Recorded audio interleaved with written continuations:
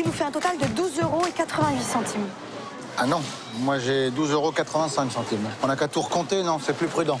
Allez. S'il vous plaît. Ça va, mademoiselle s'est trompée, ça va? Ça arrive à tout le monde de se tromper, oui? Oh là là, les chances sont incroyables. Hein. Mon producteur, un soir, me dit j'ai un film sur un sujet qui est plutôt... voilà, c'est une comédie, je ne sais pas si ça peut t'intéresser. Et le sujet, c'est un radin. Et déjà, d'entrée, le point de départ me parle vraiment parce que j'avais pas souvenir d'autres, de films qui traiteraient comme ça d'une problématique qui est comique au départ, même si la vraie vie c'est de Molière, compliqué. Hein, ouais, mais depuis Molière, il n'y avait pas eu. Depuis Molière, personne l'a fait. Je me dis bon, on se dit au cinéma, voilà, il y a de la marge. Après, c'est compliqué d'aller se confronter à Molière, mais en même temps, il a fait très peu de films quand même. Oui, c'est vrai. C'est vrai. On se demande pourquoi d'ailleurs, mais voilà, c'est vrai que ça ne doit pas être son truc. Et donc.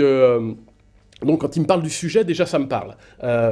Donc, il existait déjà un scénario écrit par d'autres scénaristes, et donc il m'a envoyé le script. Le script m'a plu, et il m'a donné l'autorisation de pouvoir réadapter le script, c'est-à-dire faire un film à ma patte et écrire ce qui est vraiment la direction d'humour, qui me fasse rire moi et qui en fasse vraiment mon film. Donc, je suis parti chez moi en Bretagne écrire une version de scénario. Je suis rentré, j'ai fait lire à Eric, ça lui a plu. On a envoyé le scénario à Danny Boone le lendemain, il a dit oui 2 jours après, et il ne pouvait tourner que 2 mois après, donc on a enchaîné les choses comme ça de manière très très vite, et ça a été un bonheur parce que souvent on dit qu'il faut faire les films pour les bonnes raisons. Là, le film ne s'est fait que par envie à tous les niveaux. C'est-à-dire de la part de Danny, il a accepté le film parce qu'il avait envie de le faire. Moi, j'ai pris le film parce que le sujet m'intéressait et j'ai adoré faire l'adaptation, et j'ai été le premier lecteur de ce que j'écrivais. Et voilà, et ça m'a fait rire. Enfin, c'est peut-être un peu compliqué en tant que réalisateur de dire que voilà, mais j'ai écrit que des choses qui me faisaient rire. Voilà, j'ai découvert aussi que le fait de tourner une comédie, j'avais vu mes collègues le dire, qui se marraient bien quand ils tournent un film comique. Voilà, j'ai découvert ça et ça a été un bonheur.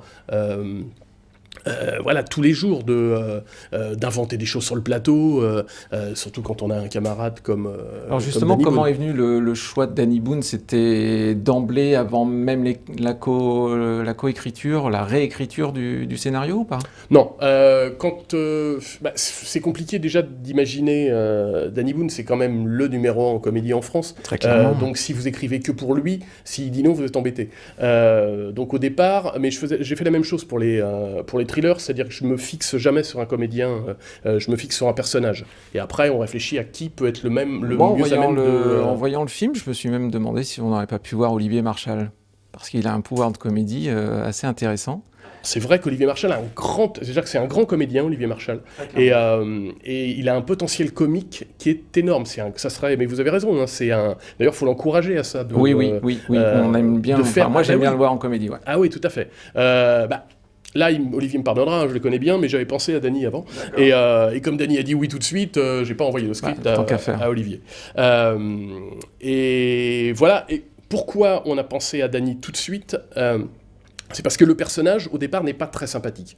Un radin, c'est pas très sympathique, et c'était intéressant d'en faire quelqu'un qui ne soit pas aimable, qui peut le devenir durant le film, mais en tous les cas, le point de départ, c'est pas quelqu'un c'est sûr qu'au début, qu'on a envie d'aimer. C'est une vraie pince quand même, ouais, très clairement, bien sûr. Non, bien sûr, mais c'est ça qui est agréable, drôle. Ouais. Et il me fallait quelqu'un qu'on prenne plaisir à détester, comme Louis de Funès, par exemple, ces personnages-là. Louis de Funès, on s'amuse de le voir pas très sympathique et presque méchant. Ouais, mais Danny, je dirais que la moitié de votre cerveau qui peut pas le détester, parce qu'il a un facteur d'empathie énorme, donc c'était intéressant de lui donner un rôle comme ça, où on va pouvoir s'amuser de sa pingrerie et de sa méchanceté. Donc voilà, et pour faire ce type de rôle, c'était vraiment le meilleur choix, et j'ai eu la chance qu'il me fasse confiance et qu'il accepte le film. Fin 2006. T'es toujours aussi radin? Non, pas du tout. Je te rappelle que tu m'as largué la veille de mon anniversaire pour pas m'offrir de cadeaux. C'est une coïncidence. Combien j'ai sur mon compte déjà? 248 596 €. Faut que je fasse des économies. Vous faites déjà des économies? Je peux faire mieux. quand vous avez la chance d'avoir Danny Boone, c'est-à-dire qu'après, vous n'avez plus de pression, voilà, vous avez le choix. Il y a déjà un gros morceau de fait. Ah bah, c'est-à-dire que vous avez le choix de prendre qui vous voulez comme comédien. Et donc, on a réfléchi à qui serait la bonne personne pour chaque rôle. Et c'est vrai que Laurence Arnay a un potentiel comique, qu'elle prouve d'ailleurs dans les pastilles qu'elle fait sur Canal+, Oui, et qu'elle sont trouve très drôles. encore plus là, parce que je trouve qu'elle fait voilà, elle a 2-3 moments de bravoure. Et justement, elle n'a pas qu'un pouvoir comique là dans le film finalement, elle a aussi un pouvoir de séduction. Plus étendu que ce qu'on peut voir effectivement dans les petites pastilles de Canal. Ouais, bah c'est une grande comédienne, hein. Elle peut, bon déjà, elle physiquement, elle peut avoir, c'est une très clairement, jolie femme, très donc jolie. elle peut, sans jouer la comédie, voilà, avoir cet attrait et puis ce côté séduction. Après, elle a ce don, parce que c'est un don, tous les comédiens n'ont pas ce sens du rythme pour jouer la comédie, par exemple, savoir où mettre le silence au bon endroit, parce que la comédie est tout le temps une question de rythme. Alors, c'est pour ça d'ailleurs que entre les films policiers et faire une comédie, heureusement que j'ai fait les thrillers avant, c'est-à-dire que j'ai appris le rythme sur les thrillers. Et quand vous faites une comédie, on retrouve du rythme c'est comme indispensable. Indispensable. D'accord. Souvent d'ailleurs, ce qui est drôle, c'est pas la phrase, c'est le silence que vous mettez avant. Enfin, que le comédien met avant. D'accord. Dans le sketch, dans le film des Infidèles, Jean Dujardin et Gilles Lelouch ont certainement quelque part d'improvisation. Ils se laissent un petit peu aller. Est-ce que là, ça a été le cas? Ou moi, j'ai plutôt ressenti que c'était hyper écrit. C'est passé comment au niveau des dialogues? C'était très écrit. Après, on s'est autorisé. Moi, je suis preneur de toutes les bonnes idées. C'est-à-dire, après, quand on répète la scène avant de la tourner, on peut trouver des petites choses et qu'on va inclure dans le texte. Après, il y a aussi des trouvailles pendant le jeu. Où il va tourner autour du texte, son partenaire va dire autre chose et lui va rebondir sur quelque chose. C'est pour ça aussi que je tourne d'ailleurs beaucoup en plan séquence. Ça me permet d'avoir comme ça des pépites et des choses qui n'étaient pas c'est vrai que ça donne prévues. Le plan séquence donne aussi un rythme et vous oblige à donner un rythme parce que sinon c'est compliqué. Un plan séquence, ça peut c'est à la fois compliqué à tourner, mais il faut aussi lui donner ce rythme. Bien sûr, bien sûr. Une discipline. Après, je tourne beaucoup en plan séquence, mais je découpe aussi beaucoup. Et le film, en termes de mise en scène, est autant découpé que les thrillers. Il y a autant de plans. La seule différence, c'est que les personnages courent moins.